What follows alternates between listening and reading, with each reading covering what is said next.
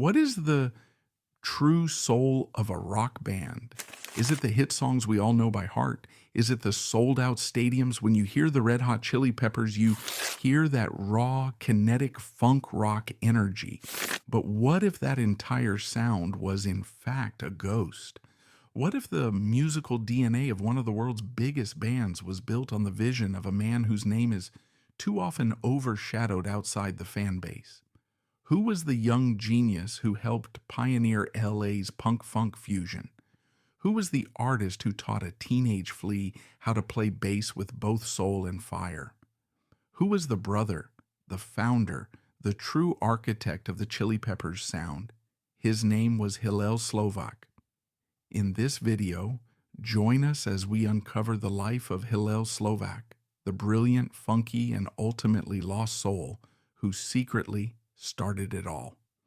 To understand the explosive creativity and the tragic downfall of Hillel Slovak and the early Red Hot Chili Peppers, we must first transport ourselves to the sprawling sun-bleached landscape of Los Angeles in the late 1970s and early 1980s. This was not the glitzy hair metal world of the Sunset Strip that would later dominate MTV. This was the gritty, eclectic, and far more dangerous world of the LA punk and post-punk underground. It was a scene born in sweaty, graffiti-covered clubs like The Mask, The Vex, and Club Lingerie. The air was thick with a sense of rebellion, a rejection of mainstream corporate rock, and a thrilling, chaotic fusion of different sounds. In this world, punk rock collided with funk, new wave bled into ska, and artistic expression was valued far more than technical perfection. It was a scene that celebrated outsiders and misfits. And at the very heart of this creative explosion was a single, unique institution, Fairfax High School. Located in the heart of Los Angeles, Fairfax High was a cultural melting pot, a place where kids from all different backgrounds, punks, jocks, artists, and intellectuals, collided. It was in the hallways and on the lawns of this school that four young, restless souls would find each other and form a bond of brotherhood that would change their lives and the course of music history forever. But this vibrant, creative scene also had a dark and seductive undercurrent. Drug use, particularly heroin, was becoming increasingly prevalent, a plague that was often romanticized as part of the authentic artistic lifestyle, a dangerous badge of honor that would eventually claim many of the scene's brightest lights. Hillel Slovak's story begins far from the sun-drenched streets of Los Angeles. He was born on April 13, 1962, in Haifa, Israel, to parents who were survivors of the Holocaust. When he was 4 years old, his family immigrated to the United States, first to Queens, New York, and then to Southern California. Growing up as an immigrant kid, he carried with him a subtle but persistent sense of being an outsider, a feeling that would later fuel his artistic expression and his deep need for a chosen family, a tribe of his own. From a young age, he was a gifted artist, constantly drawing and painting, his mind buzzing with a creative energy that needed an outlet. That outlet truly found its form when he discovered music. He started playing guitar as a teenager, and it quickly became his obsession. It was at Bancroft Junior High and later at Fairfax High School that he would find his tribe. His first and closest musical partner was a quiet, jazz-loving drummer named Jack Irons. Together they were inseparable, two musical soulmates dreaming of rock and roll glory. It was also at Fairfax that they would meet two other outcasts who would complete their circle, a loud, charismatic, and often troubled kid named Anthony Kiedis, and a wild, eccentric, and prodigiously talented trumpet player turned bassist named Michael Balzeri, who the world would soon come to know as Flea. The four of them, Hillel, Jack, Anthony, and Flea, formed an immediate and intense bond. They were a gang of brothers, united by their shared sense of being outsiders and their love for a chaotic mix of punk rock and funk music. Their early adventures were the stuff of legend. They would leap from apartment buildings into swimming pools, incite good-natured chaos wherever they went, and spend endless hours in Hillel's bedroom, listening to records and dreaming of starting a band. For Hillel and Jack, that dream became a reality first. They formed a band called Anthem, which later evolved into a more serious, new wave influenced group called What Is This? Hillel was the clear musical leader, a guitarist whose style was a unique and thrilling fusion of Jimi Hendrix's psychedelic blues, the raw aggression of punk, and the rhythmic staccato attack of funk. What Is This began to gain a following in the LA club scene and was seen by the Friends as their primary serious musical project. They were a real band with a real future. The Red Hot Chili Peppers, by contrast, were born almost as a joke. In 1983, a friend asked the group of four to perform a one-off opening slot at a local club. Anthony Kiedis, who had never been a singer but was a natural performer, wrote a comical rap-like poem called Out in L.A. Flea came up with wild slap bass groove. Jack Irons laid down a frantic beat, and Hillel unleashed a jagged, funky guitar riff. They took the stage as Tony Flo and the miraculously majestic Masters of Mayhem, shirtless and buzzing with manic energy, and performed a single song, Out in L.A. That single performance immediately became a phenomenon. The reaction from the small club crowd was explosive and instantaneous. They were asked to come back the next week, and they needed another song. And another. The Red Hot Chili Peppers were born not out of a grand plan, but out of a single spontaneous combustion of chemistry and chaos. But a serious conflict immediately arose. Hillel and Jack's real band, What Is This?, had just signed a record deal with a major label. The Red Hot Chili Peppers, with their absurd joke-like name and their chaotic, often naked stage antics, seemed like a fun side project, not a serious career. Faced with a choice, Hillel and Jack chose their first love. They left the Red Hot Chili Peppers to focus on What Is This? It was a decision that made logical sense at the time, but it was the first major heartbreak for the brotherhood. Kiedis and Flea were devastated but determined to carry on. They recruited a new guitarist and drummer and recorded the band's self-titled debut album in 1984. The album captured some of their energy, but without Hillel's unique guitar playing and Jack's powerful drumming, the blueprint of the band's sound was missing. Fortunately, What Is This? Did not achieve the success Hillel and Jack had hoped for. By 1985, Hillel was growing disillusioned. He missed the raw, unpredictable energy and the deep brotherly connection he had with Flea and Anthony. He made the decision to rejoin the Red Hot Chili Peppers. His return was a moment of joyous reunion for the band. They immediately went into the studio to record their second album, Freaky Styley, 1985, and this time they had a secret weapon. The legendary godfather of funk, George Clinton, was producing. With Hillel's funky psychedelic guitar back in the mix, and under the masterful guidance of Clinton, the band finally found its true sound. The creative peak of the original lineup came with their third album, the Uplift Mofo Party Plan, 1987. For the first and only time, all four founding brothers from Fairfax High, Anthony, Flea, Hillel, and a now-returned Jack Irons, were in the studio together making a Red Hot Chili Peppers record. The album was a tour de force, a raw, energetic, and joyous explosion of punk, funk, and rock. It was the sound of four brothers in perfect sync, and it was the record that finally began to earn them serious critical attention and a devoted national following. But as their creative star was rising, a dark shadow was lengthening over the band, and over Hillel in particular. During the years of touring and living the rock and roll lifestyle, both he and Anthony Kiedis had descended into a serious and debilitating addiction to heroin. Hillel's struggle was particularly heartbreaking. He was a sensitive, often introspective artist, and the drug seemed to offer a temporary escape from the pressures of his life and his own inner turmoil. The addiction began to take a serious toll on his health and his ability to perform. On tour, his bandmates would watch in agony as he would nod off, his playing becoming sloppy, the creative fire in his eyes dimming.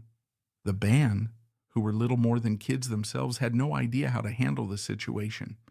Their attempts to help were often clumsy and counterproductive. They would have tearful confrontations. They would try to get him to stop. They even briefly fired him from the band in a desperate attempt at tough love. But addiction is a relentless disease. Hillel would get clean for periods, his old brilliant self returning, only to relapse again. The bond of brotherhood was being tested to its absolute limit by the strain of Hillel's addiction. They loved him, but they were watching helpless as their brother was slowly destroying himself. After a long and grueling tour for the Uplift Mofo party plan, the band returned to Los Angeles in the spring of 1988. Hillel seemed to be in a particularly dark place. He had grown increasingly isolated from his bandmates, ashamed of his addiction, and unable to break free from its grip. On June 25, 1988, Hillel Slovak died at his Hollywood apartment in Los Angeles from a heroin overdose, aged 26. The creative architect, the founding brother, the very soul of the Red Hot Chili Peppers, was gone. The portrait of Hillel Slovak that emerges from the memories of his closest friends is not one of a tragic, doomed rock star, but of a brilliant, funny, sensitive, and deeply loving human being. His loss left a wound in the lives of his bandmates that has never fully healed, and their recollections provide the most intimate look at the man behind the music. In their respective autobiographies, both Anthony Kiedis, Scar Tissue, and Flea, Acid for the Children, write about Hillel with a profound sense of love, admiration, and heartbreaking grief. They both describe him as their first and most important musical mentor. It was Hillel who introduced them to the punk rock and funk music that would become the foundation of their sound. Flea, who started as a gifted but technically minded trumpet player, has repeatedly said that it was Hillel who taught him how to play bass with soul, with passion, with a sense of rock and roll abandon. "He was my brother," Flea wrote. "He was the one who taught me how to be cool." Their bond went far beyond music. They were a family. They shared everything, their food, their clothes, their secrets, their dreams. Kiedis describes Hillel as being intensely intelligent and a gifted artist, not just with a guitar, but with a paintbrush. Hillel's apartment was filled with his own surreal and beautiful paintings, a visual expression of the same creative energy that fueled his music. His art showed a different side of him, a quieter, more introspective soul that was often hidden behind his onstage energy. But it was his struggle with addiction that would come to define their final years together. The band's attempts to save him are a tragic story of love and helplessness. They were a group of young, inexperienced men trying to navigate a problem that seasoned professionals find difficult to solve. Kiedis, who was fighting his own brutal battle with heroin addiction, writes with gut-wrenching honesty about their shared descent. They were running buddies, but they were also watching each other die. Kiedis recounts conversations that made it clear Hillel was terrified and knew he needed help, yet was paralyzed, unable to take the final step toward recovery. Hillel's own journals reflect this torment, proving he was acutely aware of how serious his addiction had become. The news of his death shattered the band completely. Jack Irons, his childhood best friend, and the one who had followed him on his entire musical journey, was so devastated and angry at the drug culture that had claimed his friend that he quit the band for good. He said he could not be part of a group where his friends were dying. Anthony Kiedis did not attend the funeral. He fled to Mexico and later entered rehab. Flea was left reeling and effectively the only original member still able to decide whether the band should continue. At that moment, the Red Hot Chili Peppers were effectively dead. The story of Hillel Slovak is a tragic one, but it is not without its controversies and historical debates. His life and death force us to ask difficult questions about the nature of the rock and roll lifestyle, the responsibility of a community, and the complex tragedy of addiction. The most prominent debate centers on the tragic rock star trope. Was Hillel's death an inevitable outcome of the live fast, die young ethos that was so often romanticized in the rock and punk scenes of the 1980s? From this perspective, his death is seen as another sad but predictable chapter in a long history of rock and roll casualties. However, a more modern and compassionate view reframes the question: was it not the lifestyle that killed him, but a treatable disease that his friends, family, and the music industry were unequipped to handle? In the 1980s, addiction was still largely seen as a moral failing, a sign of a lack of willpower. The concept of addiction as a complex medical and psychological disease was not yet widely understood. This debate pits a romantic, but ultimately fatalistic view of rock and roll against a more scientific and humane understanding of addiction. This leads to a more sensitive and difficult debate about the responsibility of the band itself. This is not about assigning blame, but about understanding the complex dynamics of a group in crisis. Anthony Kiedis himself was a full-blown heroin addict during much of this period. Were they, in their shared drug use, enabling each other's self-destruction? Or were they simply a group of very young, very scared kids caught in a destructive storm that was far bigger than any of them? The surviving members have wrestled with this question and the accompanying guilt for decades. Their story is a powerful and heartbreaking case study in the codependency that often exists within a group of addicts, a world where the lines between friendship and enabling become tragically blurred. Finally, there is the what if question that has haunted the band's history. What if Hillel and Jack had never left the Red Hot Chili Peppers after the first gig? What if they had stayed with their more straightforward rock band, What Is This? That band was less chaotic, less tied to the hard-living punk scene. It's a question that can never be answered, but it highlights the role of chance and circumstance in a person's life. Did the unique, chaotic, and ultimately more successful path of the Red Hot Chili Peppers create the very environment that led to his death? It's a haunting question that underscores the fragile and often tragic nature of his journey. The death of Hillel Slovak was a profound and devastating tragedy, but its consequences, both for the band and for music history, were immense and far-reaching. The most immediate consequence was the near-total destruction of the Red Hot Chili Peppers. With Hillel dead and his lifelong best friend, drummer Jack Irons, quitting in grief, the band effectively ceased to exist.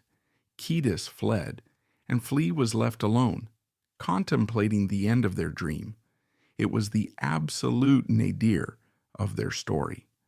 But out of that despair came a resurrection. Hillel's death served as a brutal wake-up call for Anthony Kiedis. It forced him to confront his own mortality, and after a period of relapse, set him on the long and difficult path to sobriety. The band, with Flea and Anthony as the only remaining original members, made the courageous decision to continue.